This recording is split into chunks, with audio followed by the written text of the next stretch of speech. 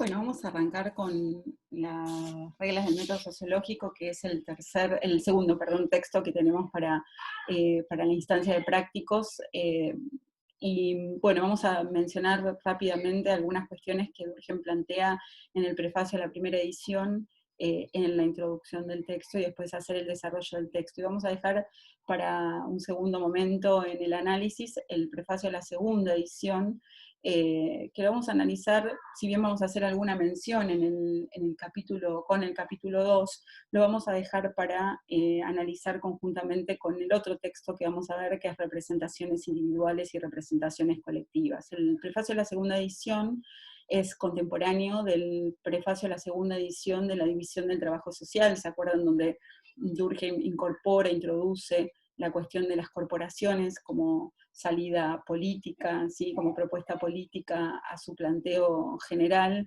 Es contemporáneo también a representaciones individuales y representaciones colectivas, y es contemporáneo a las lecciones sobre el Estado, sobre la política, sobre la moral cívica que Durkheim da, que para nosotros no es obligatoria, pero bueno, tenemos un apartado de lectura optativa, si quieren, para profundizar en ese punto. Y, digamos, ¿por qué digo esto? Porque hay una consistencia, si se quiere, en los planteos de esos textos que es interesante tener en cuenta cuando uno los lee. Básicamente, por eso lo menciono.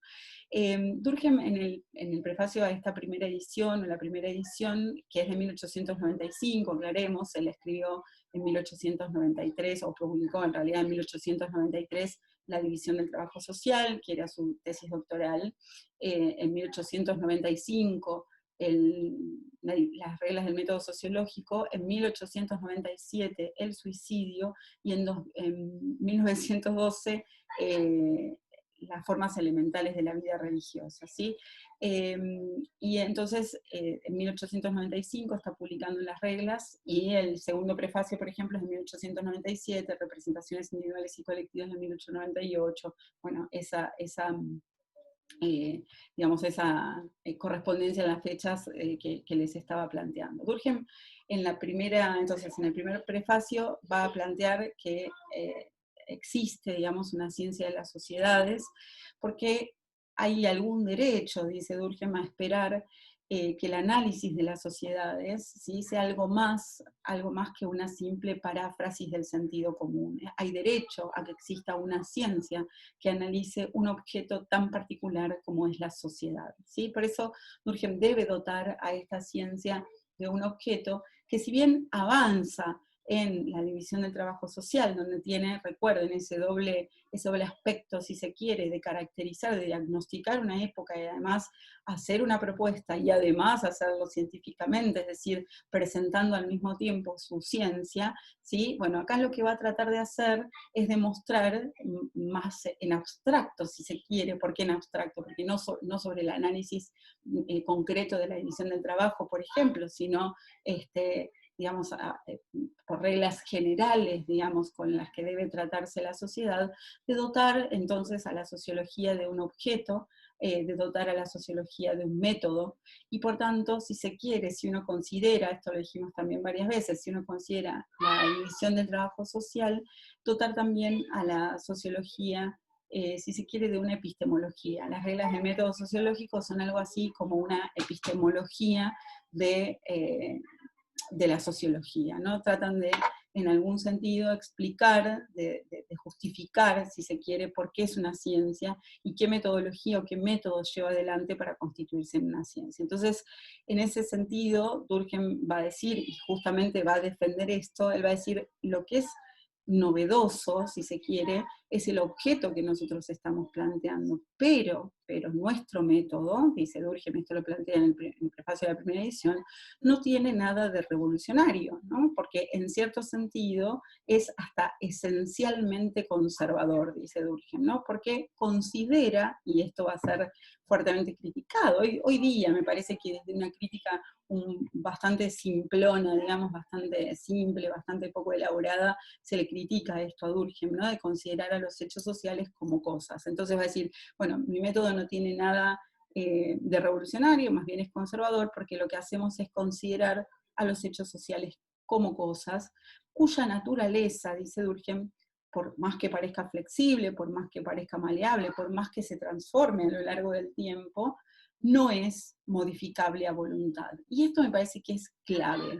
Clave siempre en Durkheim. Un hecho social, digámoslo desde ahora, no es modificable por la simple voluntad.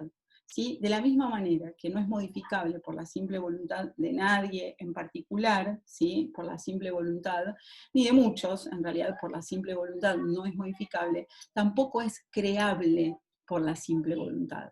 Y esto es muy importante, porque entonces los hechos sociales no se van a crear porque sirvan para algo, sino que van a tener una causa diferente a su utilidad. Y esto lo digo desde ahora porque es algo que ya mencionábamos, tal vez de manera tangencial todavía, en la división del trabajo social. Y esto que Durkheim plantea acá de entrada es fundamental para él. No son modificables a voluntad.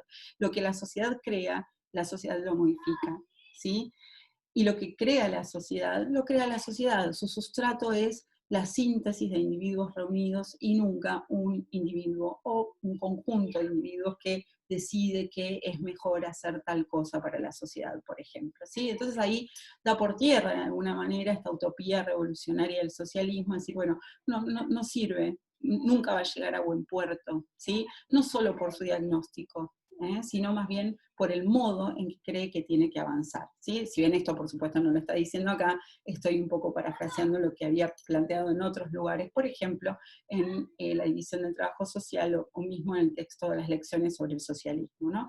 Entonces, lo que también va a hacer mucho hincapié, y esta es una batalla permanente de Durkheim, es que en realidad los hechos sociales hay que separarlos de los hechos psicológicos, siempre, ¿sí? Y Durkheim dice, no queremos explicar lo más complejo, que sería la sociedad, a partir de lo más simple, que sería el individuo, ¿sí? Por supuesto es una afirmación demasiado rápida decir que el individuo es algo simple, ¿sí? Pero a nosotros nos alcanza con saber, y es por lo que dijimos antes, que Durkheim no quiere explicar lo complejo por lo simple, o, digámoslo así, al individuo por a la sociedad por el individuo. ¿Está bien? Entonces, lo que él va a decir es que no acepta en ese sentido ni que se lo llame materialista, ¿sí? Y ahí vamos a ver por qué podría ser llamado materialista, porque Durkheim, en verdad, nosotros algo avanzamos con la división del trabajo social al mirar las causas de la división del trabajo social, por ejemplo, ¿no? Donde decimos, bueno, las causas de la división están en la sociedad misma, digamos, ¿no? En cuánto somos, en cuán juntos estamos, ¿no? En el volumen, en la densidad. Entonces, ahí justamente Durkheim va a decir, ojo, yo no soy materialista, y mucho menos materialista histórico en el sentido del marxismo, ¿sí? Muchísimo menos, y tampoco soy espiritualista, dice Durkheim, ¿no? Espiritualista en el sentido de pensar en términos representacionales, vamos a ponerlo así, ¿no?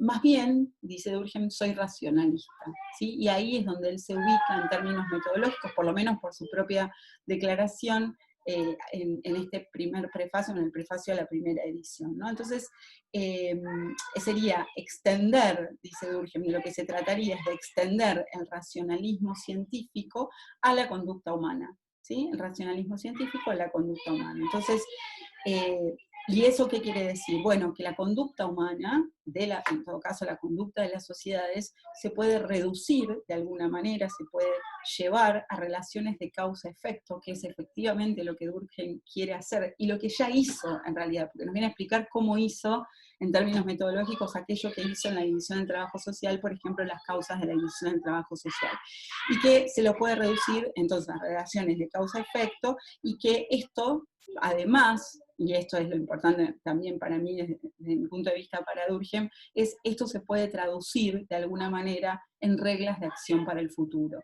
Es decir, la ciencia no solamente nos dice lo que es, sino que también nos puede decir lo que va a ser, ¿sí? O lo que debemos hacer. Entonces, frente a la pregunta de qué hacemos o cómo hacemos, la ciencia puede darnos algún auxilio.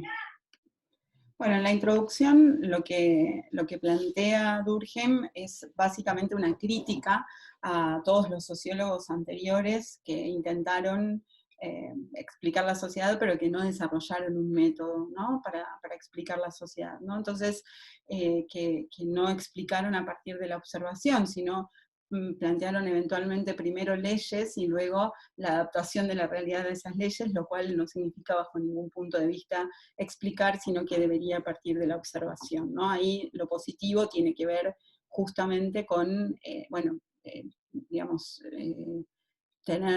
seguir el método de la observación, que es el que sigue, por ejemplo, la biología, que es la disciplina estrella en este momento, ¿no? Decía entonces, va a criticar a tres autores que son, digamos, que para él representan de alguna manera, no son los únicos tres, ¿no? Porque, de hecho, ya mencionamos en una posible introducción a Durkheim que hay otros autores que están haciendo sociología en este momento, pero que, bueno, Durkheim no los reconoce, no los va a tomar como interlocutores, bueno, o en todo caso, no tan explícitamente porque él va a desarrollar su ciencia en el ámbito de la universidad y a este ámbito ellos no pertenecían, ¿no? Entonces decide no tenerlos en cuenta. Pero acá sí va a mencionar a tres, que son Spencer, y dice, bueno, Spencer lo que hace es, bueno, se limita en todo caso a, digamos, no tuvo otro objeto que mostrar que aplicar la ley de la evolución a las sociedades, o sea, la crítica evolucionista, y además de tener esa ley de evolución y aplicarla a las sociedades, o sea, no analizar la realidad, sino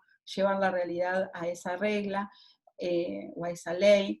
A Mill critica también, porque se limita a criticar, digamos, lo hecho por Comte, y no aporta nada nuevo más que la crítica que hizo a Comte, y a Comte le critica en general todo, salvo un capítulo, ¿no?, del curso de filosofía positiva que para él tiene mucha utilidad. Pensemos que Comte es el primero que va a hablar de la fisiología social, que va a hablar, digamos, de la posibilidad de esta disciplina, ¿no? Entonces, y Durkheim esto lo va a reconocer, de hecho, varias veces reconoce a Comte, de hecho lo ha hecho, lo hemos señalado, en la división del trabajo social, ¿sí? Que como más bien había que mirar a Comte para pensar las sociedades más que Spencer, ¿no? ¿Se acuerdan sobre la cuestión de la cooperación, por ejemplo? Pero en definitiva no se puede aplicar la deducción para explicar un hecho social, tampoco la inducción, hay que dedicarse a observar y a sacar de esa observación la explicación de los hechos sociales, ¿no es cierto? Entonces, lo que construye Durkheim, él mismo lo dice, es un método más definido, más exactamente adecuado, digamos, a la naturaleza particular de los fenómenos sociales, y dice, bueno, son reglas y principios que rigen esta actividad científica, pero en realidad, dice Durkheim, esto nosotros ya lo planteamos en la división del trabajo social, solo que, bueno, acá es bueno, dice, ¿no?, aportarlo de manera separada, ¿no? Presentarlo aparte, separarlo, ¿no?, y dejarlo como método de la ciencia en particular, ¿no?, de la ciencia social, digamos, de la sociología en particular. Entonces, dicho esto, dejamos presentadas, digamos, los dos trabajitos introductorios, digamos, que serían el prefacio a la primera edición de las reglas del método sociológico y la introducción. ¿Para qué? Bueno, para meternos directamente en el texto. El texto tiene 6 capítulos, una introducción, 6 capítulos y una conclusión. Vamos a trabajar a partir del primer capítulo, pero si uno tomara directamente el índice de las reglas del método sociológico, es sin duda su manual de metodología, ¿sí? Porque ¿qué va a hacer? Bueno, va a definir en primer lugar el objeto en el capítulo 1, en el segundo capítulo va a definir cómo se cómo se observa ese objeto. El tercer capítulo es un capítulo medio raro, porque en realidad va a distinguir lo normal de lo patológico, y es raro, pero vamos a decirlo también desde ahora, es el capítulo más estrictamente político que tiene este texto, que parece tan duro, que parece metodológico, que parece estrictamente científico, digamos, y que parece no tener grietas, por decirlo de alguna manera, y sin embargo ahí él mete, digamos, la cuestión política y del cambio social, ¿sí? O sea, una concepción, la suya, del cambio social.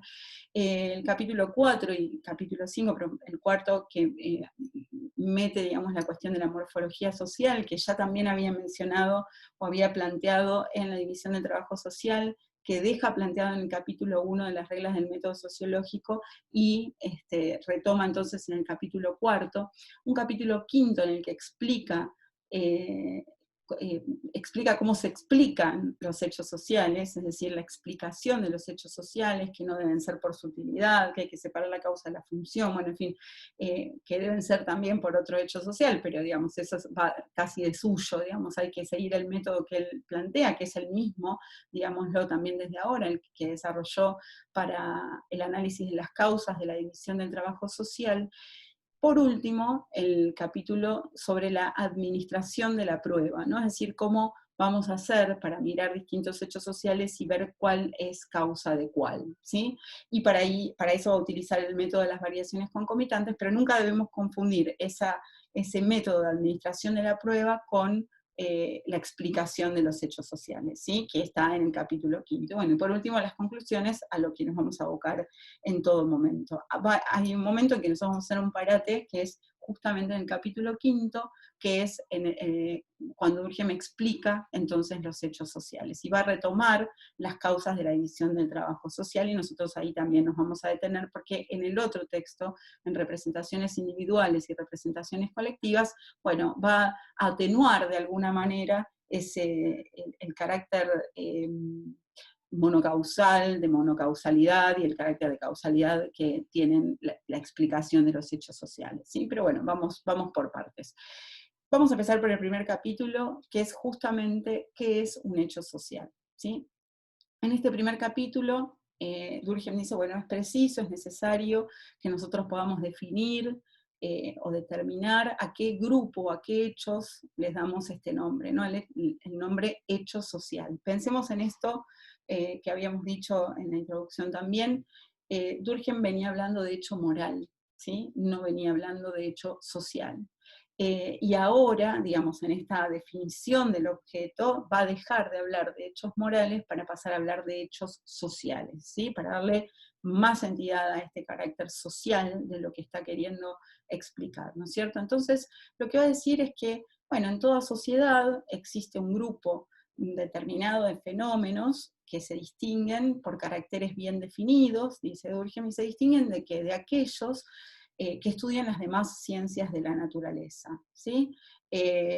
Por ejemplo, comer y beber, dice Durkheim, no constituye un hecho social. Por supuesto, uno diría, el hecho o la necesidad de comer y beber, uno podría decir, bueno, no constituye un hecho social, forma parte de la naturaleza, sin embargo, cómo comer, qué comer, cuándo comer, en fin, las características sociales, ¿no? De todo hecho que atañe, digamos, a la sociedad, a las personas, a los individuos en una sociedad, ¿no?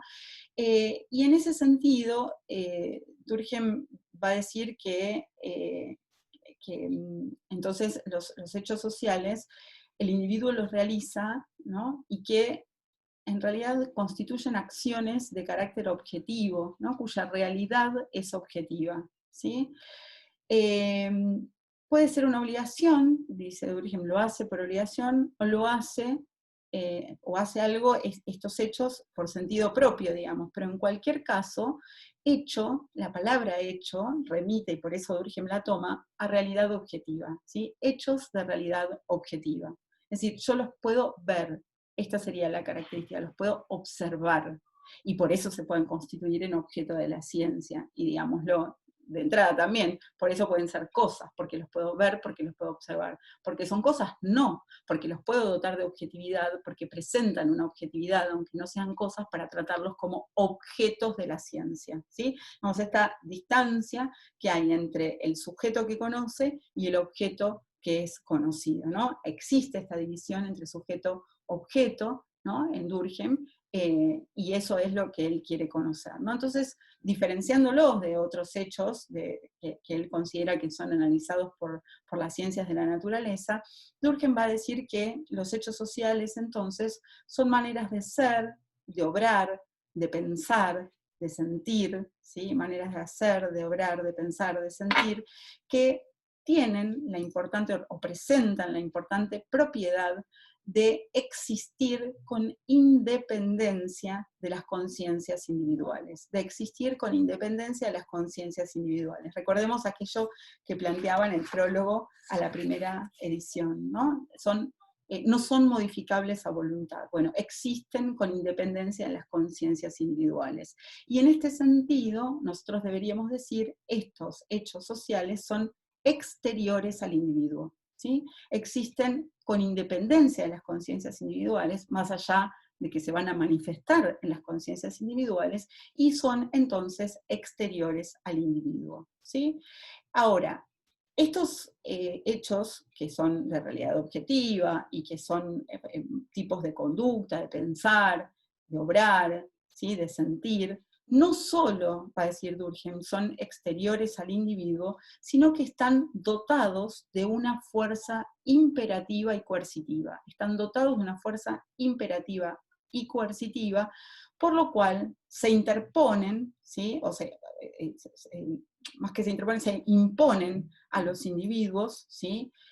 Quieran los individuos o no quieran, ¿sí? Es decir, son exteriores a su voluntad, ¿está bien? Esto se le impone a los individuos. Entonces, volviendo, digamos, con una definición, los hechos sociales consisten en maneras de obrar, de pensar, de sentir, exteriores al individuo, ¿sí? Y cuando decimos exteriores también decimos anteriores al individuo. Una forma de ser exteriores es que son anteriores, después volvemos sobre este punto, y que están dotados de un poder coercitivo sobre, que se impone sobre el individuo, ¿sí? Entonces, lo que va a decir Durkheim es, esto es una característica intrínseca del hecho social, poder coercitivo, esta coacción que ejerce sobre los individuos. Esta coacción, este poder coercitivo, puede ser directo o puede ser indirecto, ¿no?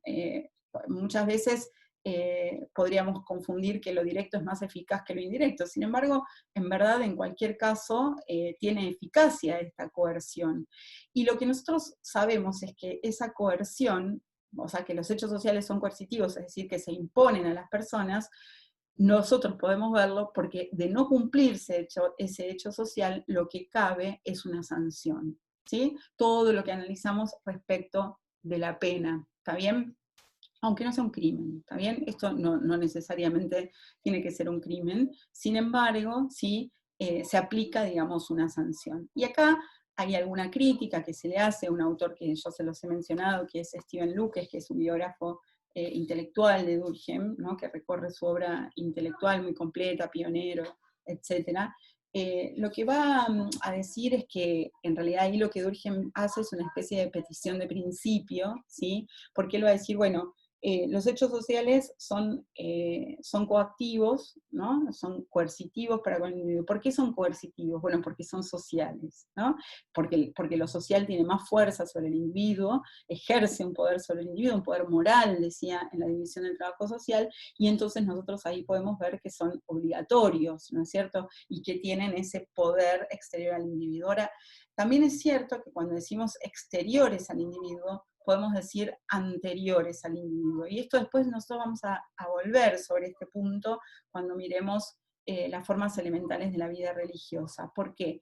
Bueno, porque en realidad cuando uno llega a la sociedad, digamos, cuando un individuo se incorpora a la sociedad, hay cosas que en la sociedad ya existen y que son anteriores al individuo. Por ejemplo, el lenguaje, ¿sí? Ningún individuo inventa el lenguaje social, el lenguaje le viene de afuera, se le impone al individuo como un hecho social. Yo no puedo hablar de la manera que quiera para que me entiendan, tengo que hablar de determinadas maneras, ¿no es cierto? Tengo que usar, por ejemplo, el mismo idioma que se habla en el país donde vivo, yo qué sé, por poner un ejemplo.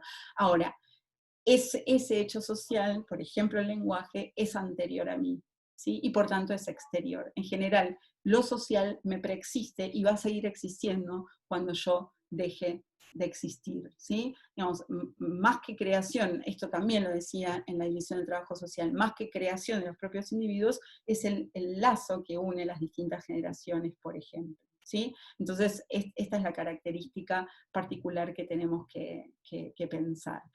Y en este sentido, Durkheim dice, bueno, pueden confundirse, pero en verdad son distintos de los fenómenos orgánicos, ¿sí? por ejemplo, como decíamos antes, comer, beber, ¿no? Satisfacer esas necesidades. Porque en realidad, dice Durkheim, estos hechos sociales consisten, ¿sí?, en representaciones y acciones, en representaciones y acciones. Y mete entonces esta palabra representación, que también en la división del trabajo social decía, bueno, ojo, la representación no es una mera marca que me queda, ¿no? No, más bien es una reelaboración que se hace de lo que la sociedad piensa, de las representaciones que la sociedad va generando y va transformando a lo largo del tiempo. Pues vamos a ir puntualizando un poco más esto. Entonces, tampoco, así como no deben confundirse, dice Durkheim, con fenómenos de carácter del ámbito de la naturaleza, fenómenos orgánicos, tampoco deben confundirse con fenómenos psíquicos, ¿sí? Porque en realidad, digamos, los fenómenos psíquicos viven o tienen lugar en la conciencia individual y por ella, ¿sí? Ahora, estos hechos sociales que nosotros estamos analizando y que estamos, digamos, introduciendo de alguna manera como un nuevo objeto de la ciencia y por tanto el objeto que, digamos, va a encarar la ciencia social y en particular la sociología, es que estos hechos sociales son una especie de fenómenos diferentes, una especie de fenómenos nuevos, no nuevos porque no hayan existido, sino como objeto, ¿no? Vamos a decir así, que son diferentes de los fenómenos psíquicos, porque los fenómenos psíquicos tienen como sustrato, y esto es importante, como sustrato quiere decir como base, ¿no? Como fundamento, el lugar de donde brotan, ¿sí?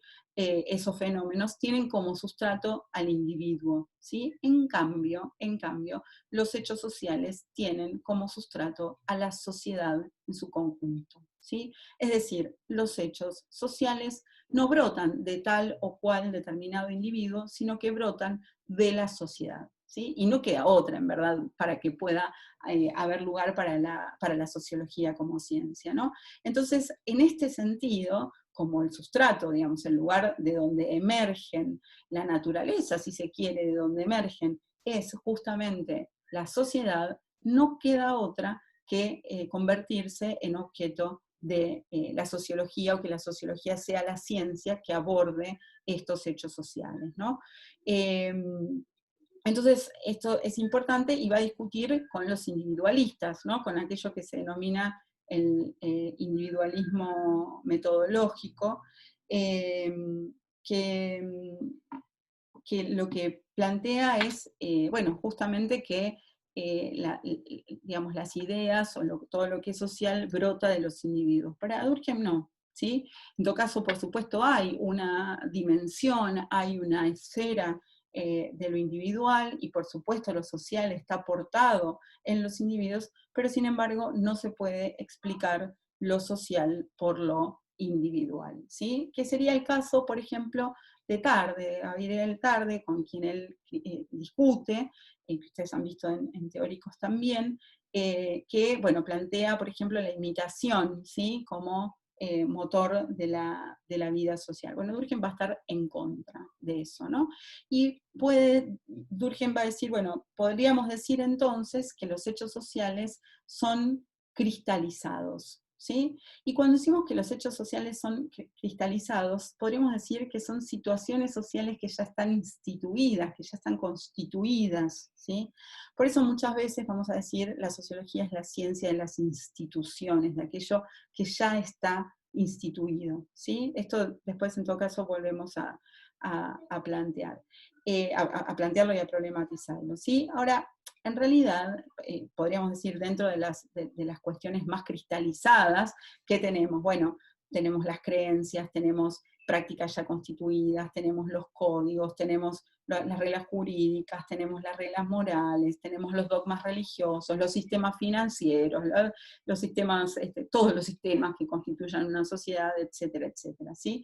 Ahora, estos hechos son sin duda hechos sociales. Lo que suponemos en general es que entonces todos los hechos sociales deben ir acompañados de una organización definida, ¿sí? De una organización definida.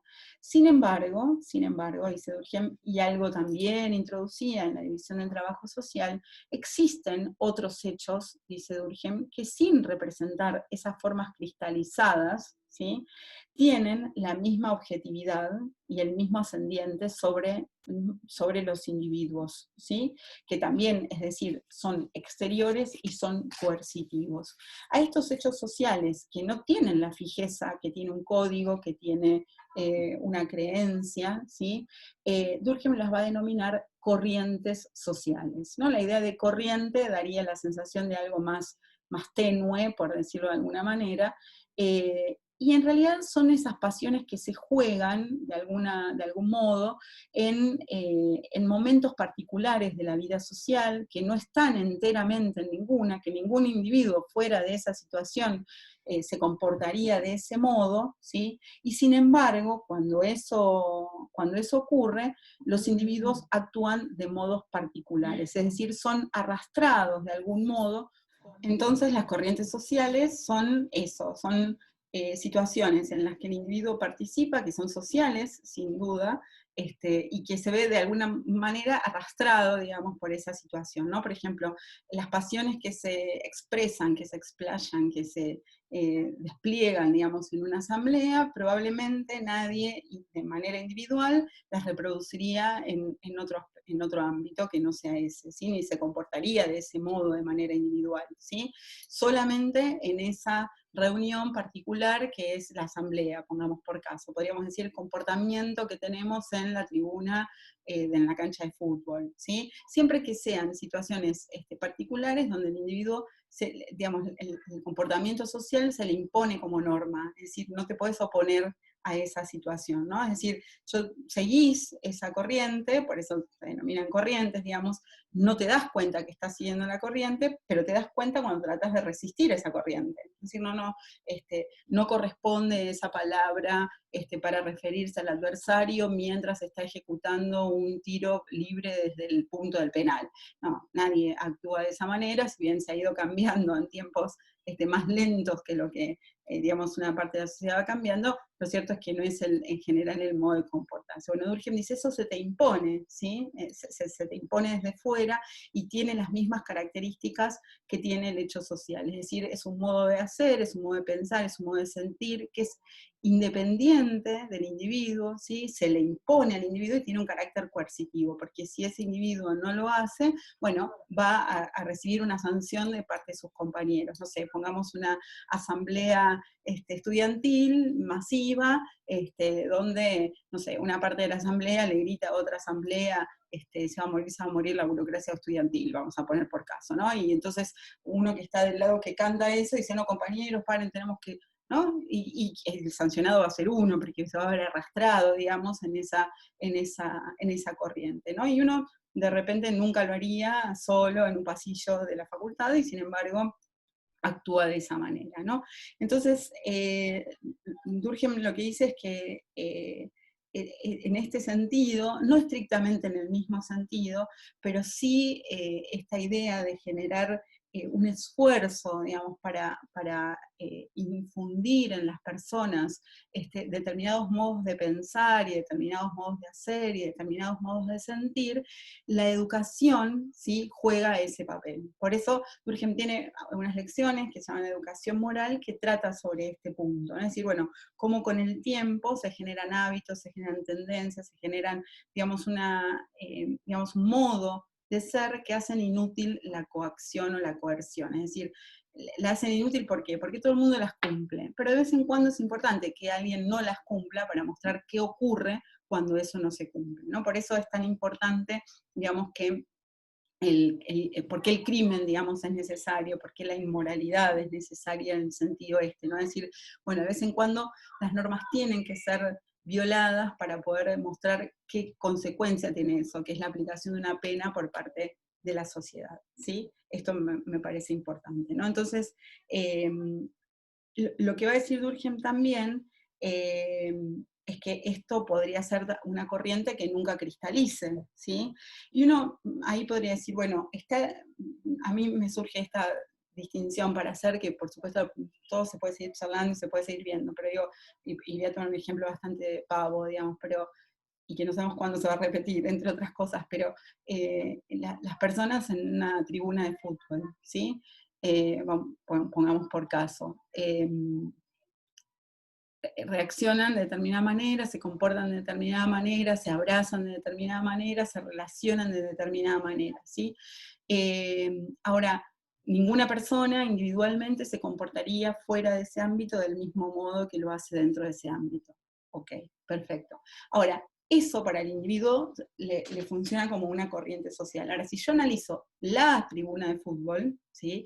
En verdad, para mí es una institución, ¿sí? ¿Por qué? Y bueno, porque todas se comportan más o menos de la misma manera, independientemente de la situación en la que estemos viviendo. Es decir, todos sabemos que cuando se entra en esa situación, el comportamiento va a ser de esta manera, ¿sí? Entonces es una corriente social respecto del individuo y que no va a llegar a cristalizar porque, en definitiva, no va a vivir así el resto de su vida. Sin embargo, sí es una institución si lo pensamos como fenómeno social, digamos, no ese día en particular, ese partido en particular, sino el comportamiento global de las tribunas de fútbol, pongamos en el fútbol argentino, de determinada liga o lo que fuere, ¿está bien? Después esto eventualmente lo podemos ir charlando, y tampoco es que se trate de decir, bueno, esto es una corriente, esto es un hecho, esto es una corriente, esto es un hecho, sino, bueno, decir, en verdad uno debería pensar, digamos, los hechos sociales como un continuo, si se quiere, de menos a más, ¿no? Donde podemos tener menos grado de institucionalización a mayor grado de institucionalización, ¿no? Donde tenemos los menores grados de institucionalización o de institucionalización en el sentido de institución, de que estén cristalizados, ¿no? Mayor grado de cristalización, menor grado de cristalización. Los de menor grado de cristalización serían estas corrientes sociales, pero que no dejan de tener la característica de ser coercitivos, exteriores y que se le imponen al individuo desde fuera.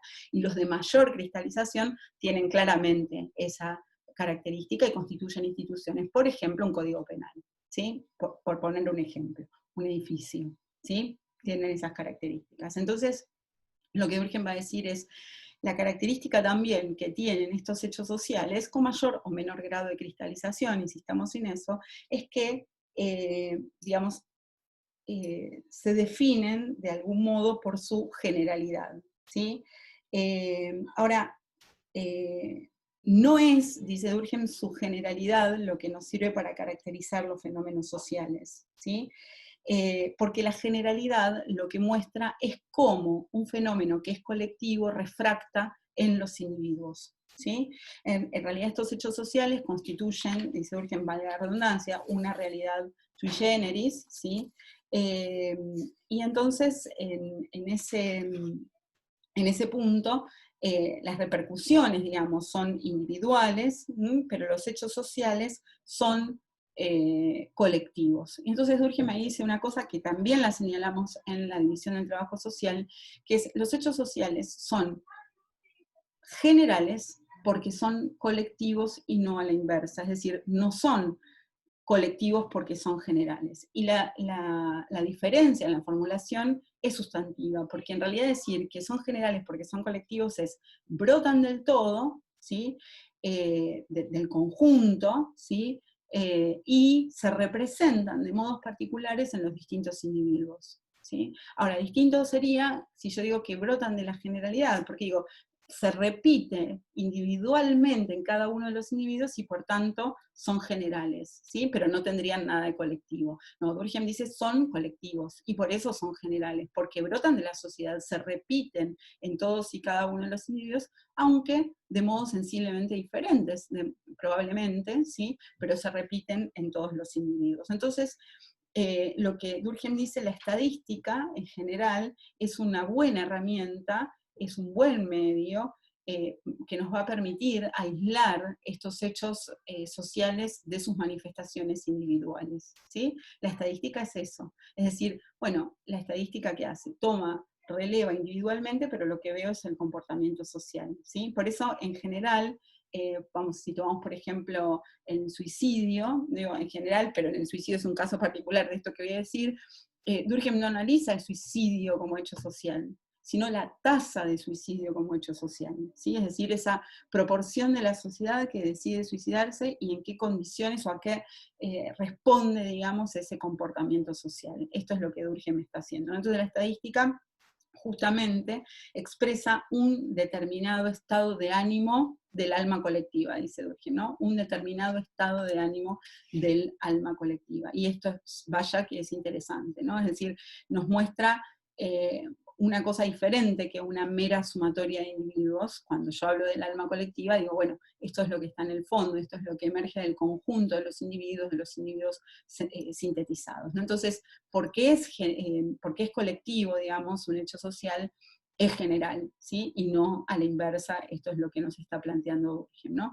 Entonces, que sea colectivo quiere decir que es al mismo tiempo que es más o menos obligatorio, ¿sí? Porque si brota de la sociedad, todo individuo debe, en mayor o menor medida, dependiendo de algunos otros factores, cumplir con ese comportamiento social, ¿no? Entonces, justamente, dice Durkheim, un hecho social se va a reconocer por el poder de coerción externa, por el poder de coerción externa que ejerce o que es susceptible de ejercer, ¿sí? No necesariamente tiene que ejercerla, sobre los individuos, ¿sí? Y acá, de vuelta, tiene una petición de principios, ¿no? Porque ¿por qué es exterior? ¿Por qué yo me doy cuenta que es colectivo y exterior?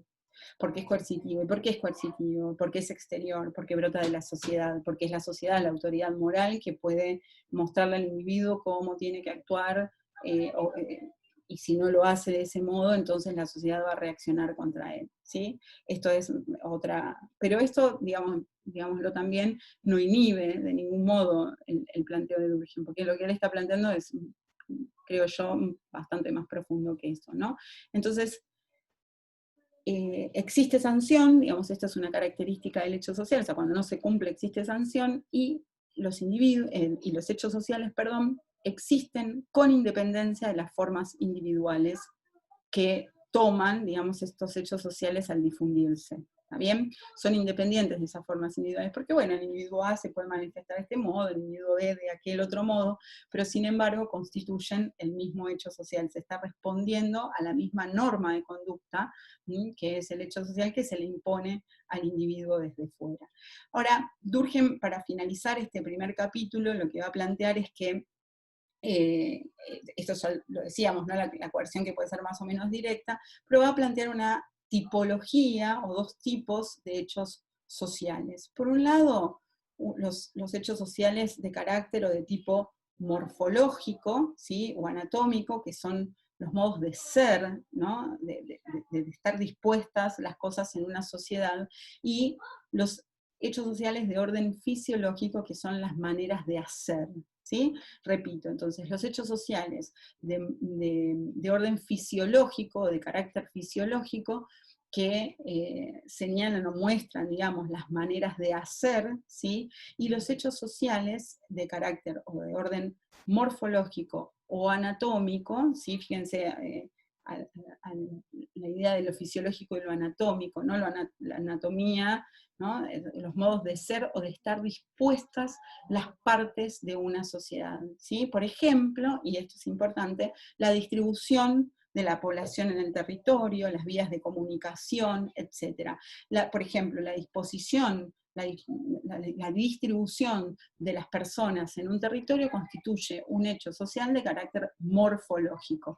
Y esto es recontra importante porque va a dar origen, digamos, a una rama de la sociología que el propio Durkheim desarrolla y que en realidad ya desarrolló en la división del trabajo social, que es la morfología social.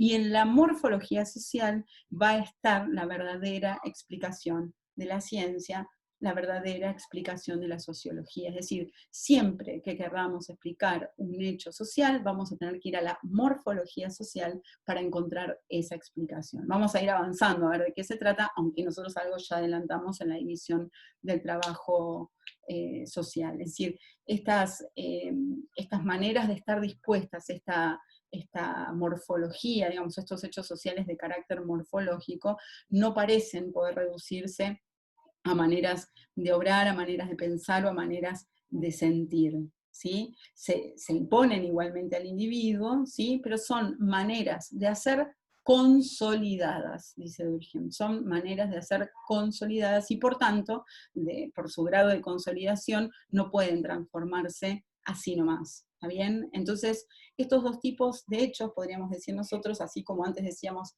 que se mueven entre un mayor y un menor grado de cristalización, bueno, ahora podemos plantear lo mismo, o sea, entre los menos fijos y los más fijos, donde los menos fijos, que serían los modos de hacer, digamos, los modos de proceder, los modos de sentir, son hechos sociales de carácter fisiológico, hacia los más fijos, que son de carácter morfológico. ¿Sí? Ahora, esos más fijos de carácter morfológico suponen también relaciones, ¿sí? Porque si nosotros nos adelantamos un poquito, pero volvemos al mismo tiempo a la división del trabajo social, esa morfología está dada también por la densidad moral. Y la densidad moral es cuán juntos estamos, es decir, el grado el tipo de lazo, el tipo de integración que se produce entre los distintos segmentos de una sociedad. Entonces, digo, no es tampoco que sea solamente las cosas, los hechos sociales de carácter morfológico o de carácter consolidado. Por ejemplo, va a decir Durkheim, dentro de los hechos sociales de carácter morfológico, podríamos tener la estructura política de una sociedad, ¿sí? Que es la manera en cómo se combinan, digamos, cómo se relacionan los distintos segmentos, cómo tienden a fundirse para constituir una sociedad determinada, ¿sí? Una regla jurídica, ¿sí? Es una coordinación de acciones tan permanente como el tipo de arquitectura de un edificio, dice Durkheim, ¿no? Y entonces ambos serían hechos sociales de carácter morfológico. Entonces, como síntesis, plantea Durkheim, un hecho social es toda manera de hacer, fijada o no, más fija o menos fija, ¿sí? Susceptible de ejercer sobre el individuo una coacción exterior. O también podemos decir que es general en el conjunto de una sociedad, y es general porque es colectiva y no a la inversa, ¿sí? Conservando una existencia propia, independiente de sus manifestaciones individuales. ¿Sí? Así, con esta caracterización, esta tipología de los hechos sociales, concluye Durkheim este capítulo 1.